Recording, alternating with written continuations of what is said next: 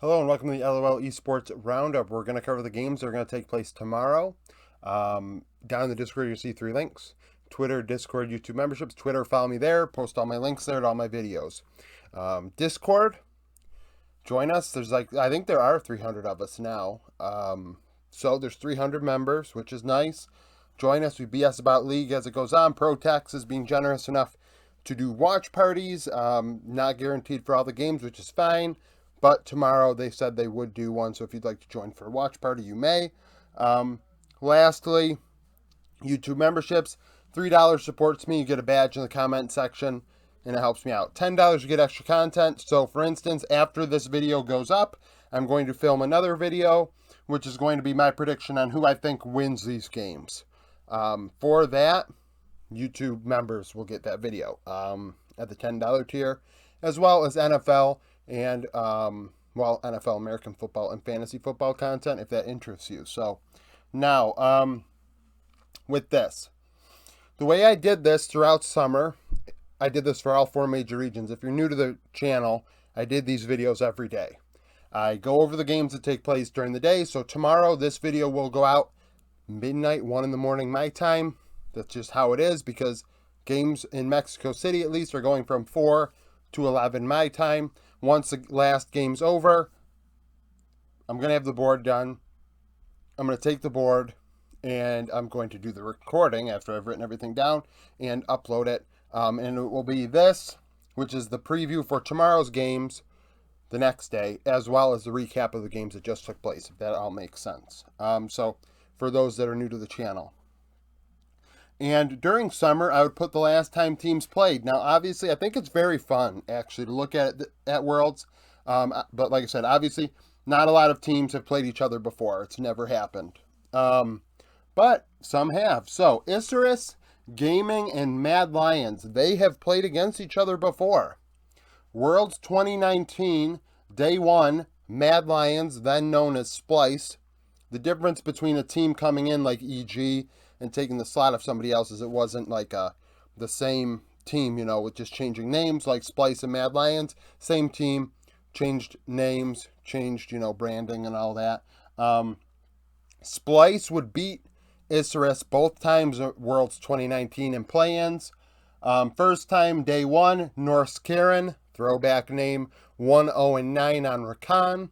And then Day 3 of that same play-in, Splice would win. Kabe going 8-2-4.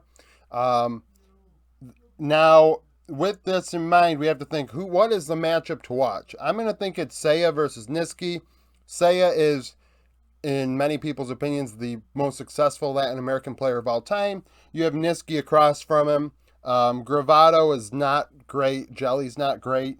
ADD is not great. So it's either Grell or Seiya. So this time we're going to go with Seiya versus Niski. I think that's going to be an interesting matchup. Niski showed some issues in play-in, in Champions Queue. So we'll see if, he can handle Seiya. I mean, my prediction will be in the next video, but I think we have a good idea of how this might go. Fnatic versus EG. They've never played against each other. Bean versus Kaori is what we want to talk about here. So upset's apparently coming over before Hilly, I guess. I'm not sure what the deal is with that, but I'm assuming Bean and Rux are going to play tomorrow. And if they go with upset over Bean and then complain about jet lag or lack of scrims or anything, it's their decision to do that, and they could have avoided it by playing Bean. So you can't complain about that stuff if you are opting into it versus playing your sub. I mean, that's how I feel about it. EG playing their sub bot laner and Kaori. So Bean versus Kaori, which sub bot laner is going to do better? I know people are saying, oh, well, the meta is not bot lane. I still think this is make or break. If one of them if one of them choke at this event, it'll be the loss. And this, arguably, this matchup here decides Group A. A lot of people think these teams are the top ones. I do as well. Fnatic went 100%, of course. Loud versus Beyond Gaming. Never have played against each other. This is Loud's first time at the event. Beyond Gaming from the PCS was here last year. Croc versus Husha is what I want to watch. Croc was a very good player for Netshoe Miners last split. goes over to Loud, does a very good job for them, and leads them to Worlds. Husha has been a carry-oriented jungler throughout summer. And if the meta continues to shift in the possible carry-oriented way for junglers, it'll help Beyond Gaming out quite a bit. This is a game Beyond Gaming needs, in my opinion. If they want any chance at getting to the 3rd, 4th slot, they need to win this one. So it's going to be definitely decided by the junglers, which jungler can do more work. Croc did, like I said, though, did very well in spring, and I would not rule out Loud in this one. A lot of people predict 0-5 for Loud this play-ins, but I think that, it'll be closer than we thought. Mad versus Istanbul Wildcats. So Mad Lions are going to double up tomorrow. And they played IW last year at MSI. They played them twice. MSI 2021, day 2, Mad Lions would win. El Yoya going 8-2-11, 8-4-11 out of Volibear. Okay, that's expected. You'd think Mad Lions would definitely beat Istanbul Wildcats. But the second time around, and I don't know if they were eliminated or anything like that, but Istanbul Wildcats beat Mad Lions on day 5. So IW did beat them. And this is the same IW team that was there last year. IW with Holy Phoenix went 7-0-6. Holy Phoenix was on Kesa. Unforgiven versus Holy Phoenix is what we want to watch. This is a big test for Unforgiven. Against Gravado, he might get confidence, which is a big deal. But because going into a game against Holy Phoenix, in some eyes, maybe the best minor region 80 carry. So, well, out of the minor regions, right? We're not taking PCS, VCS into that. He is still capable of putting up a fight in bot lane, especially if Unforgiven plays the way he did in playoffs and Mad Lions play like they did in playoffs. That first game is going to be a good test for them because, really, Mad Lions could open up 2-0, theoretically, right? But Istanbul Wildcats have done it before, and Holy Phoenix is capable of carrying. So that'll be a lot closer than I think people think. You got to give IW credit. They've done it before. They can do it again. Chief versus Fnatic. Never have they played against each other. I think this is Chief's first time at an international event, MSI or Worlds. I even was going to dig deep and look for some, obscure things that happened 10 years ago almost, and it didn't happen. Arthur versus Razork is what we want to watch. Arthur is a menace. He is a menace. If you're watching Champions Queue, and if you're not now, but you watched in the past, Arthur reminds me of River so much in just not the way, it's not like a play style thing. It's just this guy is literally doing it all right now. Like, he is destroying Champions Queue. He is just menace is the word. If honestly, Arthur versus Razork, I think Arthur can outplay Razork. And if they are using that sub bot lane, that game is not an easy one either for Fnatic. If it becomes a carry meta tomorrow, if it is, carries are what's going to work, that is going to be a lot closer than we thought as well. And this is actually really fun, right? This is Worlds. This is what it's about. These are the best teams in the world, and these minor region teams have a chance. In a carry-oriented meta, they have a chance. Chief and DFM, for sure. Speaking of DFM, we have DFM versus Loud. They've never played against each other. DFM from Japan, Loud from Brazil. Yaharung and Tinones is what I want to see.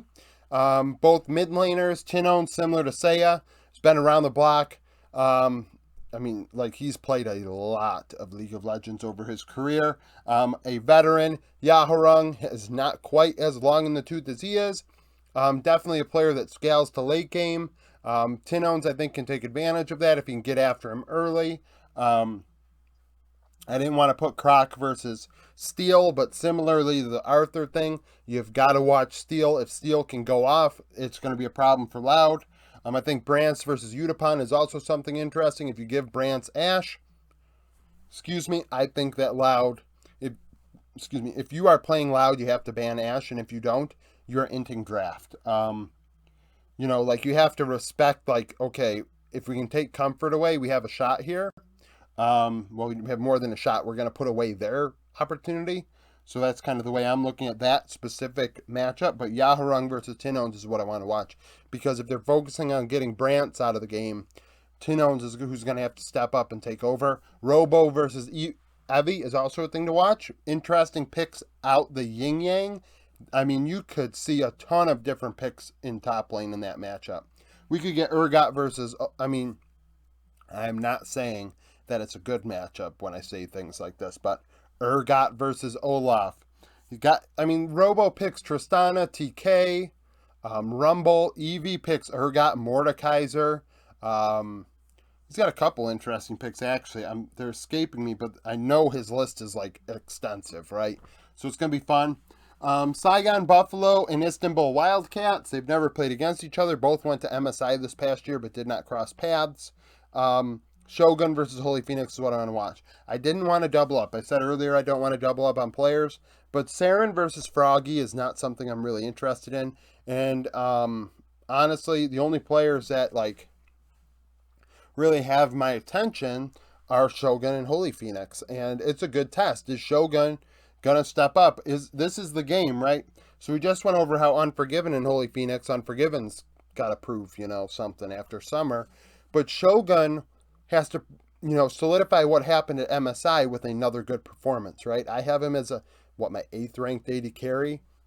I really, really am excited for what he does, and I'm going to be disappointed as hell if he, craps the bed tomorrow against Istanbul Wildcats at literally 10 at night as I'm like trying to stay awake to do my videos and everything, and I'm watching him struggle. That would be very sad. Lastly, another big game, DRX versus RNG. This one decides Group B, as far as I'm concerned. It's a toughie. In that prediction video, it's going to be a toughie. They have never played against each other. DRX hasn't been around a long time, right? I guess I could have looked closer to see if, before they were King Zone or whatever, what they were and done what I did with Mad, but I'm only thinking about that now and not, when I did the video, when I arranged the video. Deft versus Gala is what we want to watch, and despite people saying that the bot meta may shift, Deft is literally DRX's 1v9. Now, Zeka is a good player. We went over this yesterday. Can he continue his good performance from the LCK summer split and take over? Possibly, but if it goes to a top lane meta, which is what the assumption is, Kingen is not in position to beat Breathe. Pioshik on Graves has a chance, but Wei is no slouch. And Zeka versus Xiaohu, Xiaohu is, probably going to limit Zeka in what he does. So it becomes Deft versus Gala. Deft has to 1v9 if they want a chance, probably, but my prediction will be in the next video. So that's it for the sneak peek and roundup for today. Tomorrow's video, like I said, is going to come out around midnight, 1 in the morning my time, so we're going to have to accept that. This is how it is. It's when the games are going to be over. If we get a lot of 20-30 minute games, maybe earlier, cross my fingers, right? Might not be in the same setting either. That video might be really scuffed when we figure out how to film, around time schedules and things like that. But that's it for this video. Thank you for watching. Become a YouTube member. Follow me on Twitter. Join the Discord if you'd like to join for watch parties and things like that. Like the video if you like it. Subscribe to the channel for daily League of Legends content. I upload every single day, sometimes multiple times a day. If you missed my Worlds 2022 preview series, this video is going to be part of that playlist. And now, around the end of this video, you're going to see Worlds 2022. I preview all the teams, go over the roles, rank the roles, and do other interesting videos. So if that is something you want to watch, they're there. And thank you for watching.